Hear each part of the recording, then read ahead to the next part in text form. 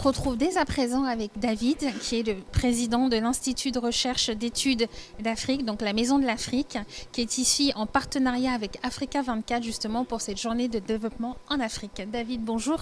Bonjour. Alors dites-nous, quelle a été votre motivation justement pour être en partenariat avec Africa 24 aujourd'hui pour cette journée?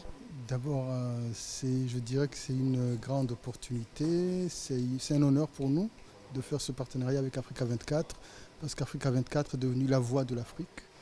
Et donc l'idée c'était qu'il ne pouvait pas y avoir ce sommet où on parle de la paix chez nous en Afrique sans que nous en tant que diaspora on n'entende pas notre voix. Donc ça aurait été vraiment à mon avis quelque chose de pas normal.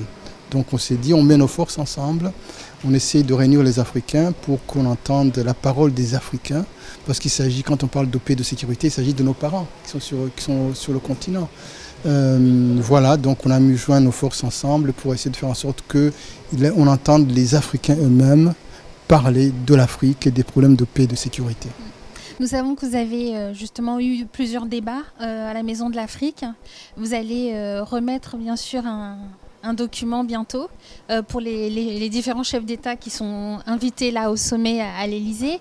Qu'attendez-vous justement après cette remise des documents? Vous savez, je pense que quand les États sont bons, ils écoutent les sociétés. Donc je pense que nos États sont bons, j'ose le penser, et que donc les États écouteront nos sociétés. Parce qu'on ne peut pas faire la paix sans les sociétés. Les États seuls ne peuvent pas construire la paix. La paix vient des sociétés. Et donc il faut qu'on implique les sociétés, donc il faut qu'on les écoute. Et nous, notre démarche, c'est celle-là, c'est une démarche de dialogue, d'établir le dialogue entre les États et la société, parce que nous pensons qu'il n'y a pas à opposer les États et les sociétés, non.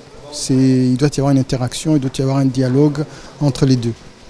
Très bien. Merci beaucoup. Donc cela signifie qu'il y aura d'autres dialogues, bien sûr, à la Maison de l'Afrique? Bien sûr, parce que seul le dialogue fait avancer les peuples.